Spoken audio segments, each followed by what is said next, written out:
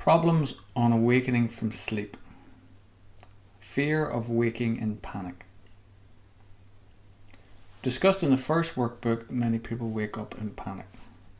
This is due to physical changes that take place as the body relaxes.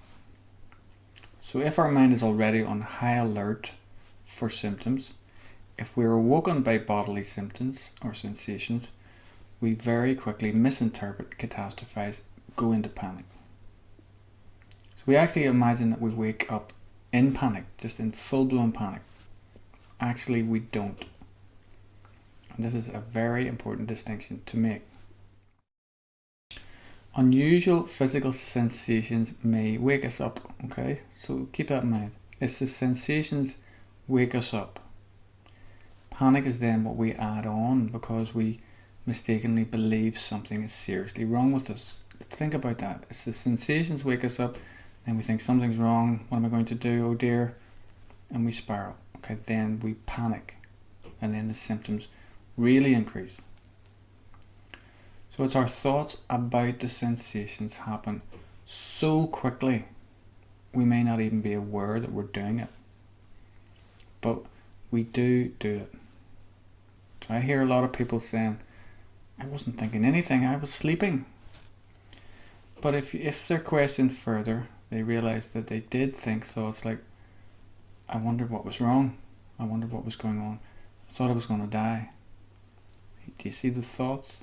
Thought I was going to die. That's not a mild thought. Right? That's a catastrophic thought. Thought I was going to have to phone somebody and get help. Do you see that? So it's these thoughts, misinterpretation, complete and utter catastrophization in a split second that rapidly escalate the symptoms. If you remember this when this experience happens. So if instead on awakening you quickly restructure the thoughts and let the sensations do whatever they're doing for a while, you'll see that they'll die down. So important.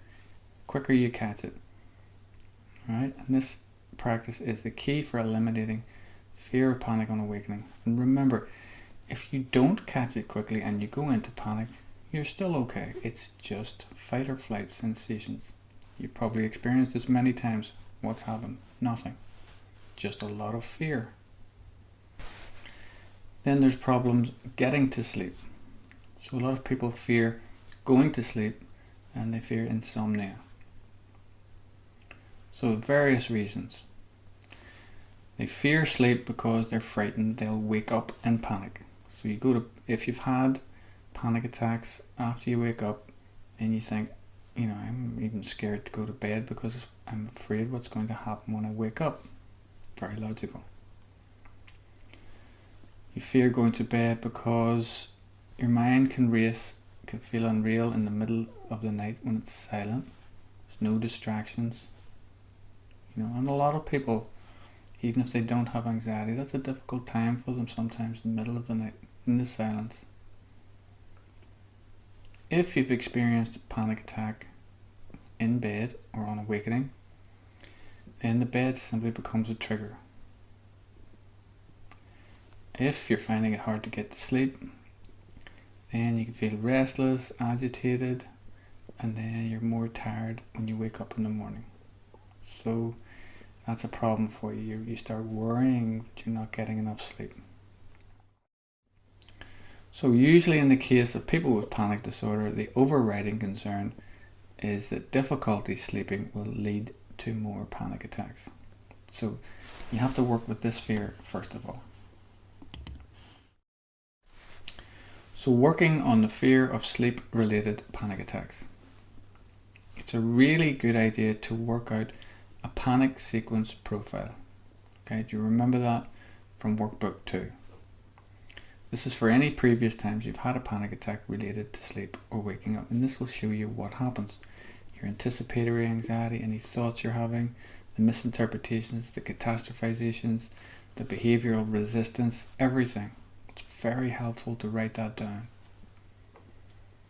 So observe how your thoughts about the unpleasant sensations increase the symptoms. and write down all your thoughts and then restructure them based on your new understanding.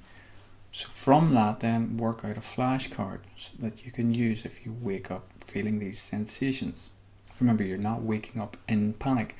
You're waking up with sensations, fight or flight sensations. Then the key is to catch it, challenge it, change it as soon as the fear arises, and the flashcard will help. So let's say you wake up and you feel the sensations and you're starting to feel panic. Wait. So you're lying in bed, you feel very strange, you're suddenly misinterpreting, about to catastrophize. Wait.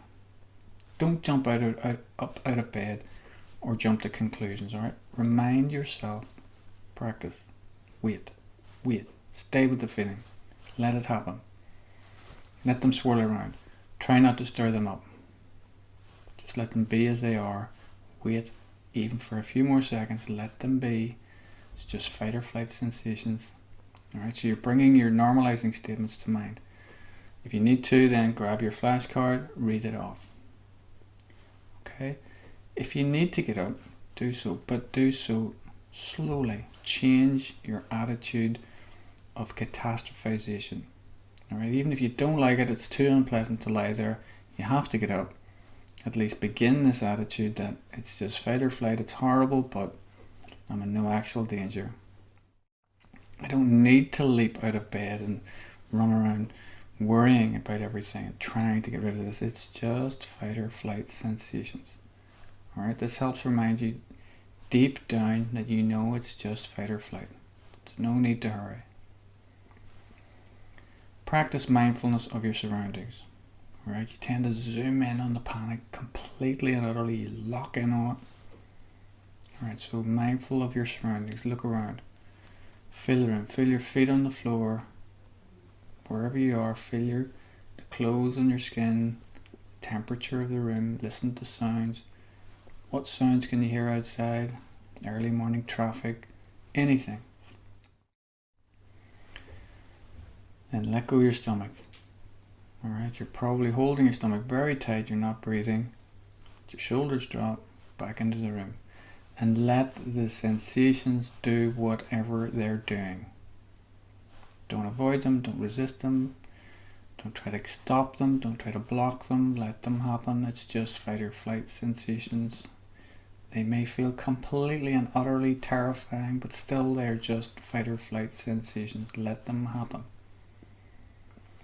It'll pass. Wait again, wait some more, let it happen. It'll pass. Look around, take it in, okay? And if you're far on in your exposure practice and you're lying in bed and you wake up with these sensations, you're feeling slight panic, catch it, challenge it, change it, and go back to sleep. You know, I've seen this happening so many times, people that were terrified about this experience, and they get to the point where they just go back to sleep and they let the sensations just happen while they're going back to sleep. And that's an amazing thing. Why can't you go back to sleep? It's just adrenaline. Let it happen. It's just very unpleasant sensations. That's a real attitude change. And that's what starts to bring panic to an end.